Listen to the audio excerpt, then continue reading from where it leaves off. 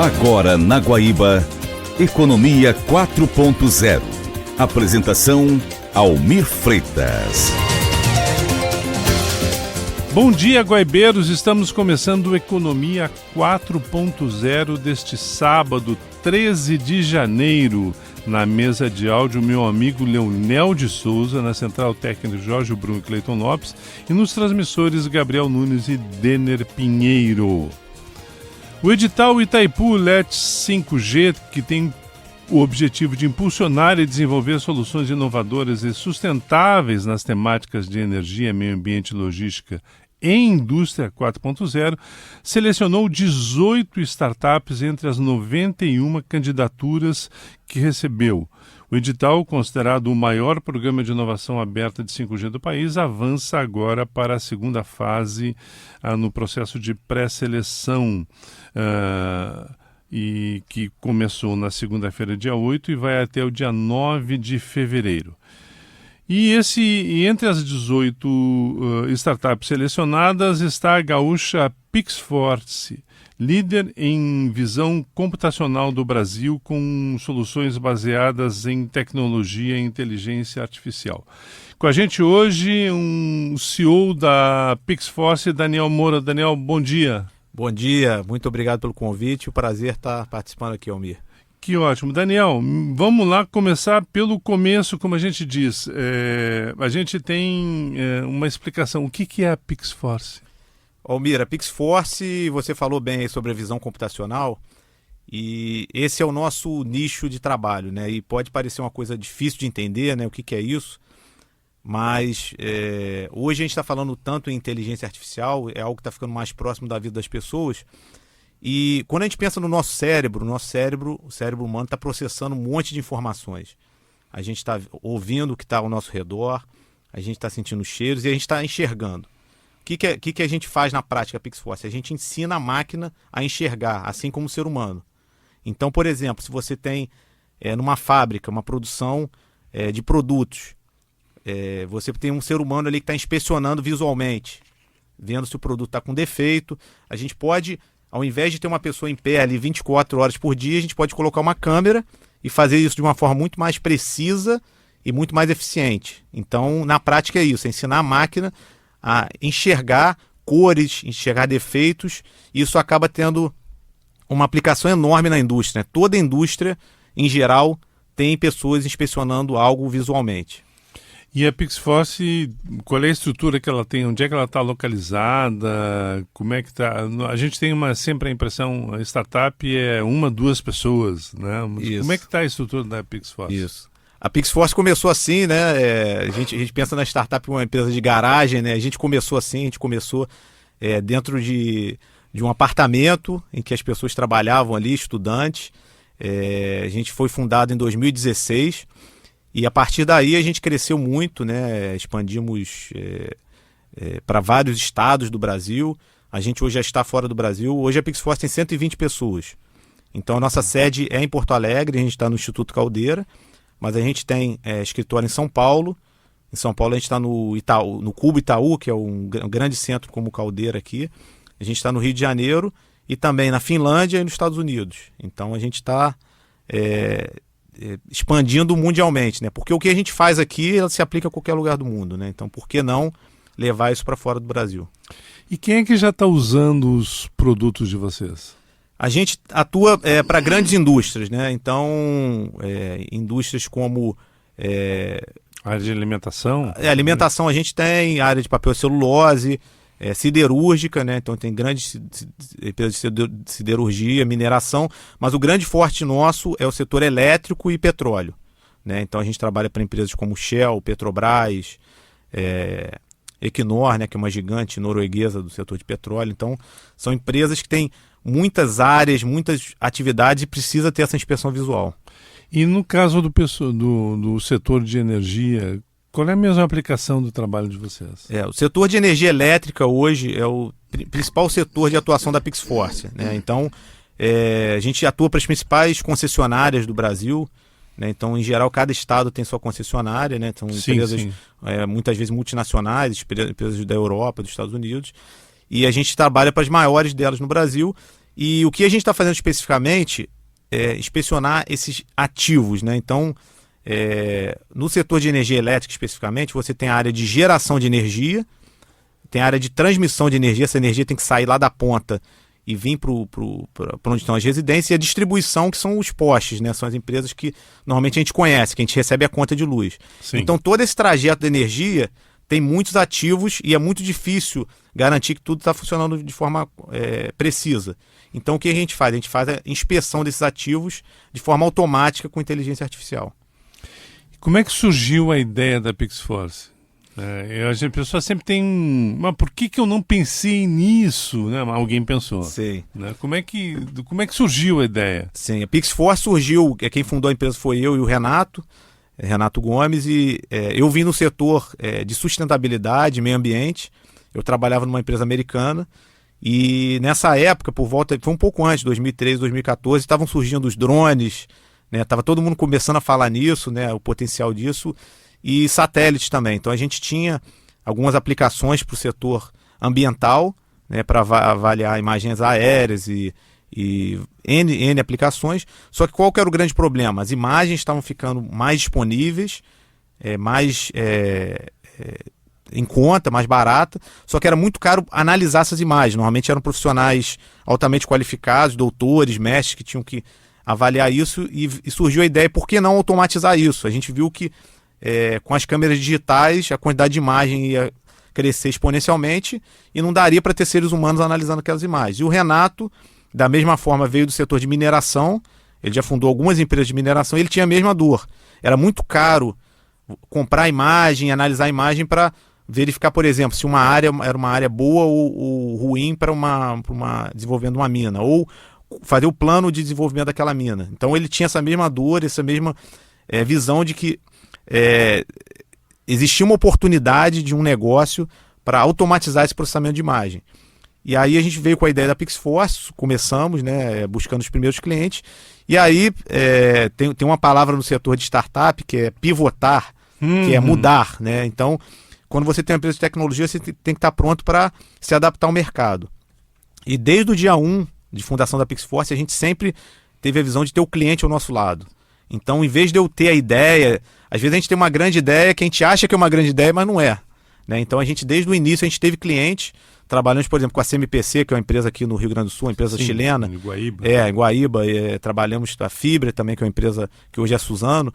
Então, esses primeiros clientes começaram a nos mostrar onde a gente poderia aplicar essa tecnologia, e aí fomos trilhando o nosso caminho, tateando, até chegar no setor elétrico e o óleo e gás, que são os nossos principais setores hoje. Inteligência artificial, a palavra da moda, é um aliado de vocês? Certamente. Esse na verdade, é o core da nossa tecnologia, né? A gente desenvolve, quando eu estava falando no início, né, do cérebro humano processando imagens visuais. É a mesma coisa, né? A gente usa câmeras digitais, como uma webcam, uma câmera de celular. Isso vai para um computador e, através de inteligência artificial, a gente consegue fazer com que a máquina entenda o que é aquela imagem, né? O que é um defeito num poste, o que é um defeito numa usina hidrelétrica, né? Então, isso é possível com inteligência artificial. Então, por que o que a gente está fazendo é algo tão inovador e tão relevante hoje? Porque hoje nós temos três coisas que são muito novas. As máquinas, a gente tem as chamadas GPUs, que são as máquinas que conseguem processar essas informações de uma forma rápida. Não sei se o ouvinte sabe, né? Uma das maiores empresas hoje no mundo é a NVIDIA, tá? Entre as top 10. É uma empresa hoje de $1 trilhão, uma empresa que há poucos anos era totalmente desconhecida. A NVIDIA, o que ela faz? Ela faz essas GPUs, que são placas gráficas para processamento. Então, para usado para games, esse tipo de coisa. Isso aí é muito aplicável ao processamento de imagem, que é o que a gente faz. Então, hoje a gente tem esses computadores, supercomputadores de baixo custo, a gente tem a inteligência artificial e a gente tem as câmeras digitais, que são super baratas, né? Todo mundo hoje tem um celular com uma câmera com uma capacidade incrível, que era impensável 5 anos atrás. Então, a convergência dessas três tecnologias fazem com que o que a gente faz seja possível. Mas nem sempre foi assim. A inteligência artificial, é claro que ela não surgiu há 2, 3 anos, mas ela está mais forte agora. Como é que vocês faziam no início? No início a gente não usava inteligência artificial, então é muito boa essa tua colocação, porque a gente usava algoritmos para clássicos, né, de visão computacional. Então, por exemplo, você pode, através da imagem, medir distância, você pode ver diferentes colorações. Então a gente tinha algumas abordagens que a gente fazia, mas rapidamente a gente percebeu que o que a gente estava fazendo era muito limitado. Então a gente tinha que ter inteligência artificial, tinha que ser algo muito além do que uma simples medição. Tinha que ser algo que a gente entregasse para a máquina 100 mil imagens e ela fosse capaz de distinguir o que é uma pessoa, o que é um veículo, o que é uma fábrica, o que é um defeito. E depois de 2 anos de operação da PixForce, a gente trouxe essa tecnologia da inteligência artificial e tudo foi baseado nisso até então. E vocês têm, o setor, via de regra, sempre tem uma deficiência de mão de obra, né? O caso de vocês também, a gente tem cálculos aí os mais diferentes possíveis, retratando a curto prazo uma necessidade de mão de obra. Esse é o caso também de vocês? Esse é o caso, como você falou, é um problema mundial, né? Então, e vai ser cada vez mais, né? Porque hoje todo mundo fala em inteligência artificial, todo mundo está buscando esse tipo de profissional. Então existe realmente tem mais procura do que gente para trabalhar nessa área. E contraria um pouco a tese de que o uso da tecnologia ia desempregar um pouco. Exatamente. É justamente o contrário. É claro, né? Que precisa alguém mais especializado. Exatamente. Na área que a gente atua, às vezes tem muito esse questionamento, né? Tem muito questionamento de o que vocês estão fazendo está tirando aquela pessoa que está inspecionando, subindo num poste para ver se tem um defeito. Só que o que a gente diz a gente tem que colocar o ser humano para fazer os trabalhos mais nobres. Por que eu vou colocar uma pessoa subindo num poste com alto risco, né? E podemos pensar numa torre de transmissão que é muito mais alta, é muito mais perigoso. Então vamos colocar o ser humano para fazer atividades mais nobres e deixar um drone subir lá no alto, né? Uma câmera fixa. Então, que vai trazer uma qualidade de informação através da imagem muito melhor. Muito melhor e a gente vai... De interpretação até mesmo. Exatamente. E vai surgir oportunidade para o ser humano fazer outras coisas, como atuar nessa área de inteligência artificial. Então, de fato, existe uma dificuldade de achar esse tipo de profissional, mas a gente tem tido um bom trabalho de recrutamento, né? E esse é um dos motivos, inclusive, que a gente está no Rio Grande do Sul. Então é até bom falar isso, porque o Rio Grande do Sul é um celeiro de profissionais. A gente tem profissionais aqui de altíssima qualidade. Hoje, eu diria assim, 40% pelo menos dos nossos desenvolvedores são do Rio Grande do Sul. E a gente tem aqui centros de ensino de excelência, né, níveis mundiais. Não fica para trás de qualquer instituição do mundo, né? Então, isso é uma coisa muito boa do nosso estado aqui. Daniel, vamos fazer um pequeno intervalo, a gente vai para o segundo bloco, vamos falar sobre outras questões aí que envolvem o próprio edital e de detalhes da PixForce. Primeiro, só lembrando antes do intervalo que a gente está falando com Daniel Moura, CEO da gaúcha PixForce, líder em visão computacional no Brasil com soluções baseadas em tecnologias e inteligência artificial. A gente vai para um rápido intervalo e já voltamos.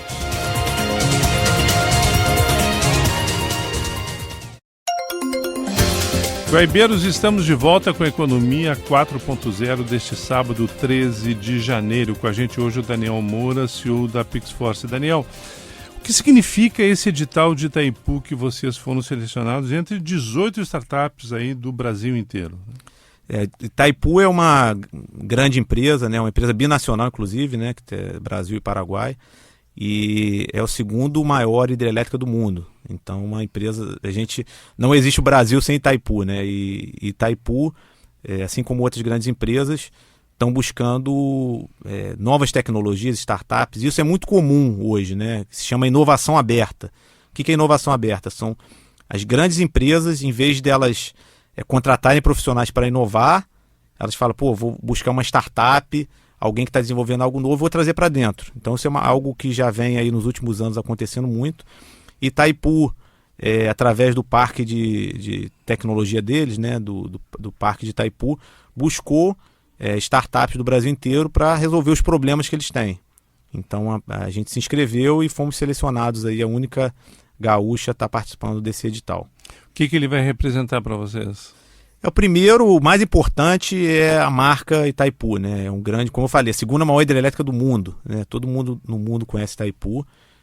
E hoje, a gente pensando em energia limpa, né? O Brasil ele é um país de matriz energética limpa por causa das grandes hidrelétricas, né? Então, é uma grande marca, é uma grande empresa e uma empresa que tem muita demanda de trabalho alinhado com o que a PixForce faz. Eles têm muitos ativos.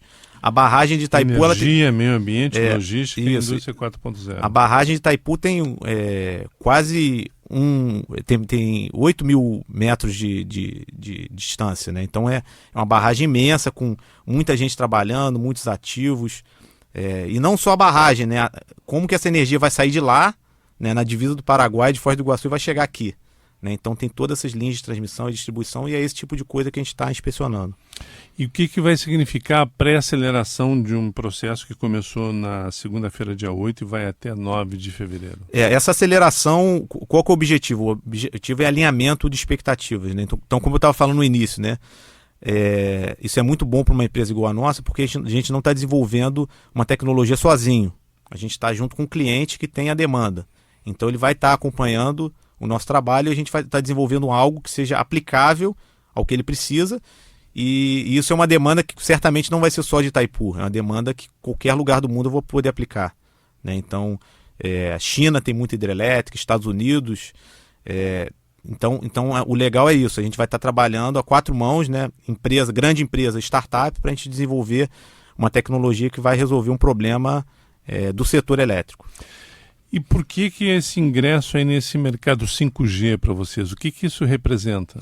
O 5G é uma tecnologia também nova.